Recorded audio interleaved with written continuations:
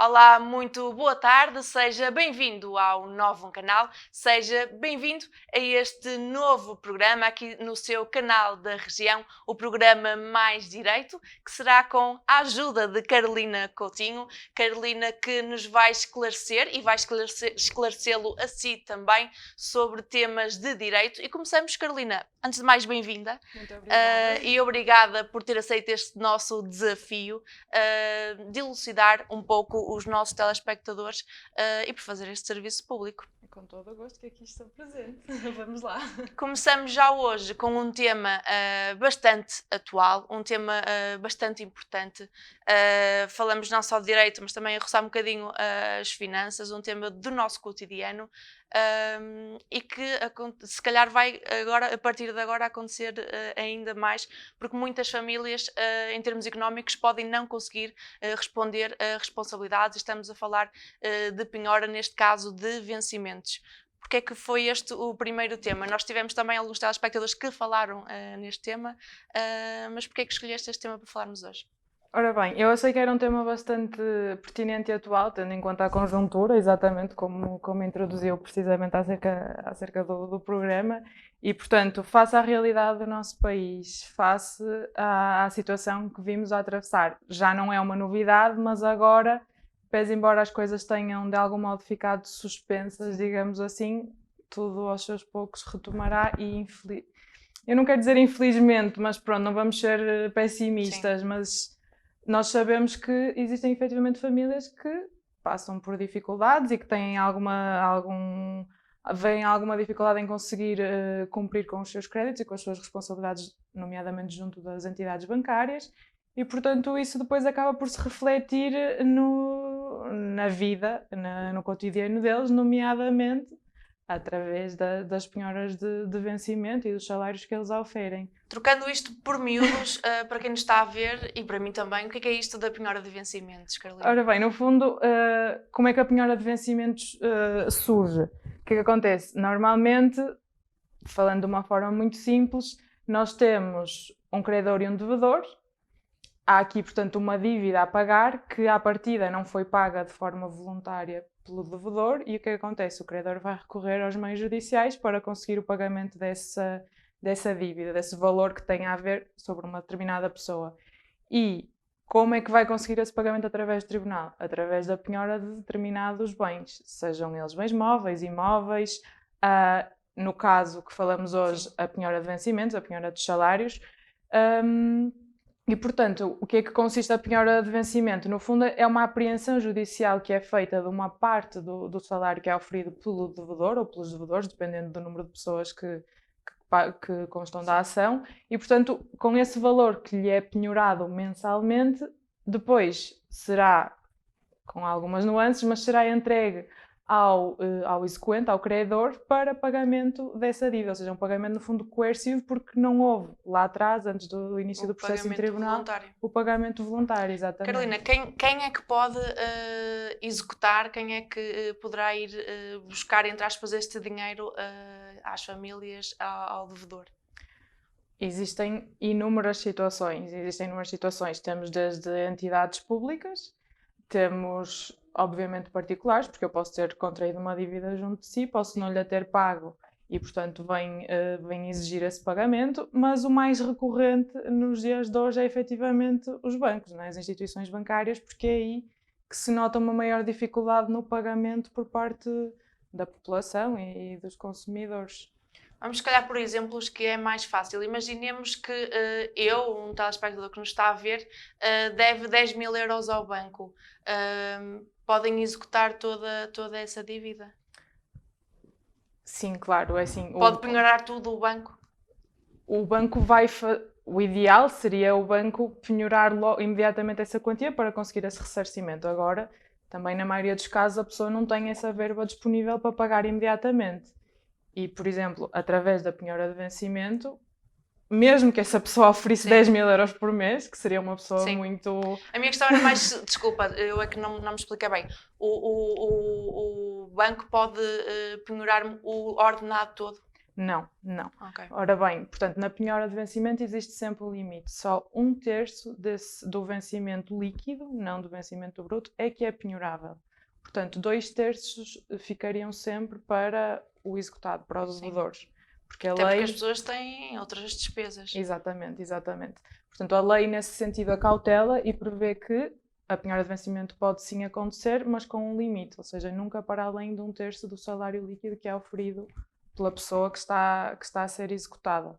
Agora, também existem outras nuances, como por exemplo, se a pessoa ofere o salário mínimo nacional, que atualmente estão nos 635 euros, esse vencimento não é penhorável, porque lá está, existe o princípio da dignidade da pessoa humana, enfim, inúmeros princípios que estão na nossa Constituição que têm que ser respeitados e, portanto, a pessoa tem direito a uma vivência condigna. E nessa medida só pode ser penhorado um vencimento que seja superior ao salário mínimo nacional. Se a pessoa recebe o valor, o salário mínimo nacional ou menos, esse vencimento nunca poderá ser penhorado. Depois passaria por outro tipo de Exatamente, penhoras. eventualmente a entidade credora iria procurar outros bens, eventualmente bens imóveis, como a casa, terrenos, propriedades que a pessoa possa ter, veículos, automóveis, para tentar colmatar o valor em dívida, uma vez que através do vencimento não seria possível avançar com a penhora.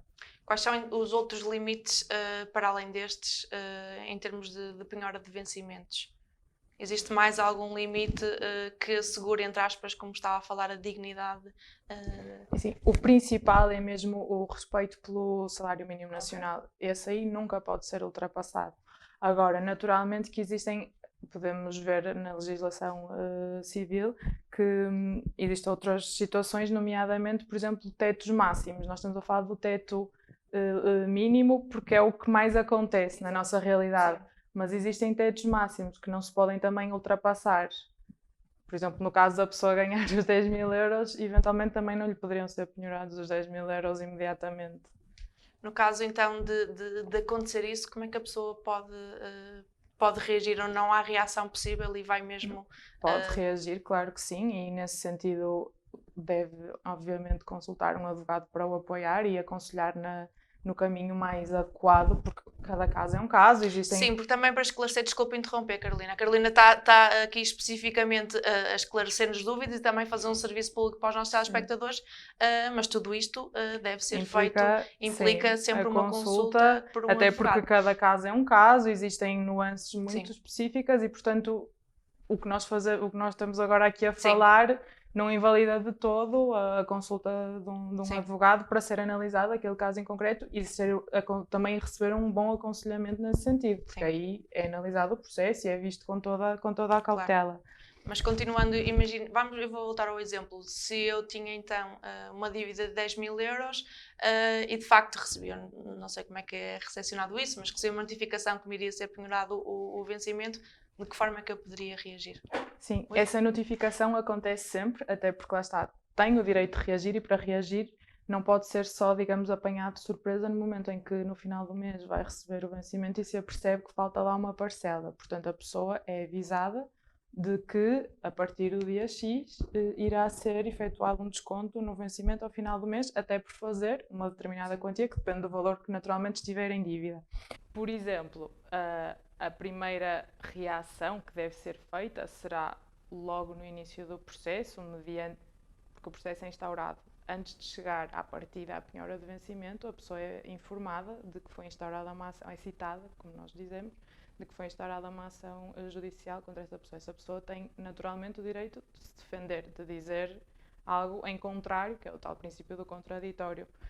E isso seria a defesa geral. A defesa concreta da penhora de vencimento seria, nomeadamente, através de uma oposição à penhora, por exemplo, alegando, dependendo do caso, mas que a penhora, por exemplo, está a ultrapassar o 1/3 legalmente previsto, que a pessoa ofere o salário mínimo nacional ou até menos e está a ser penhorado. Tudo isso são formas de se manifestar opondo-se a essa penhora, não é? Existe essa forma. Agora, também existem outros mecanismos, eventualmente consultando a lei, que permitem, se não for possível, digamos, anular a penhora, dar sem efeito a penhora, pelo menos reduzir o valor que é penhorado. nós falávamos há pouco que o limite é 1/3 do salário líquido, não é? Do vencimento líquido. Mas em determinados casos muito concretos, que terão sempre que ser analisados pelo juiz, poderá esse 1/3 ser reduzido para 1/6, ou seja, no final do mês a penhora que é feita no vencimento é inferior ainda a esse 1/3, poderia ser de 1/6. Mas isso implica analisar a situação eventualmente do agregado familiar, condições económicas, necessidades, por exemplo, pessoas que tenham filhos, um número elevado de filhos e todos eles em idade escolar. Claro. Portanto, tudo isso é uma análise caso a caso, mas que pode, de algum modo, ou reagindo para que a penhora não aconteça, ou reagindo para que essa penhora se reduza, ou o montante que é penhorado. Enfim, existem algumas soluções quanto a isso, claro que sim. Carolina, estou agora a pensar e imaginar, isto é de facto uma situação que pode ser muitas vezes limite para as famílias. Imaginemos uma família que não tenha a possibilidade também de consultar um advogado. Pode ter algum tipo de apoio para isso também neste caso? Claro que sim, até porque o nosso Estado prevê o apoio judiciário, portanto, a pessoas precisamente carenciadas, que não tenham recursos económicos para recorrer a um advogado a título particular e, portanto, junto da Segurança Social, é possível requerer o apoio judiciário e aí, no fundo, é o Estado quem suporta esse encargo, quer de taxas e custas judiciais, que nós sabemos que são valores, pronto, que para determinadas famílias sim. É um encargo financeiro. Sim, e uma família que já está, não é, com esta problema. Exatamente, portanto, o recurso ao acesso ao direito, ao apoio judiciário, será uma solução para quem efetivamente não tiver possibilidade de pagar um advogado. E vamos imaginar, por exemplo, um casal que tem bens em comum, mas apenas um deles é devedor. O credor pode ir aos bens em comum? Nesses casos, o que é que acontece? Por exemplo, como disse, é importante ver o regime de casamento que existe entre o casal. Isso logo à partida, mas depois, se apenas um é devedor, apenas um é executado e o outro nada tem a ver com a situação, ele deve ser notificado para se pronunciar, exatamente, e requerer, manifestar a sua intenção de que a sua parte deverá ser separada da parte do devedor, ou então até informar que já há uma ação em tribunal com esse mesmo efeito e juntar o que nós demos uma certidão a dar nota de que esse processo está pendente e, portanto, não poderiam avançar com a penhora e depois, eventualmente, com a venda da parte que pertence a um dos membros do casal que não é de todo visado na ação executiva, não é? Exatamente. Obrigada, Carolina. Está-me a surgir agora apenas mais uma questão que se calhar também já não tem tanto a ver com a penhora neste caso de vencimento, mas imaginemos um bem, falamos de um bem em termos de casal, mas um bem que seria comum a terceiros, por exemplo, um terreno que seja de várias pessoas. É possível, e uma das pessoas que possui o terreno tem então uma dívida, é possível as outras salvaguardarem-se também, igualmente como o casal? Exatamente.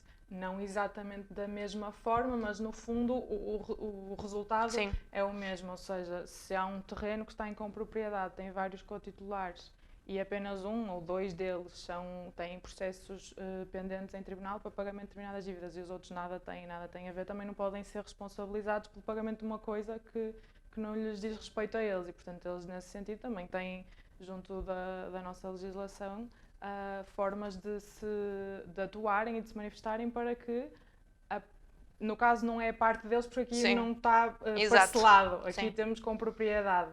Mas para acautelarem os seus interesses, naturalmente, porque não são visados claro. Como os restantes coproprietários. O melhor mesmo é não contrair nenhuma dívida. Isso é o ideal. Carolina, muito obrigada por nos esclarecer este tema. Não sei se tem mais alguma coisa a acrescentar, eu acho que não me estou a lembrar assim de mais nenhum exemplo, mas acho que é importante esclarecermos, principalmente nesta altura, que as pessoas e as famílias estão a fazer talvez esforços extra devido à pandemia, que houve agora as moratórias. Quando é que terminam? Está previsto até ao final, que a moratória vigora até ao final deste ano, 2020. Ok.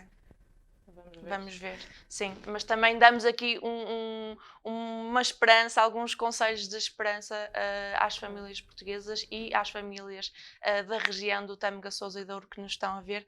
Carolina, mais uma vez, bem-vinda e obrigada por ter aceito o desafio. Eu iria sugerir aos telespectadores lá em casa que alguma questão, alguma dúvida relacionada com o assunto, penso que a doutora Carolina terá a oportunidade de responder e talvez trazer num próximo programa, que será quinzenal, aqui no seu programa Mais Direito, com Carolina Coutinho, no Novum Canal, sempre Novum, sempre seu. Continuação de uma boa tarde.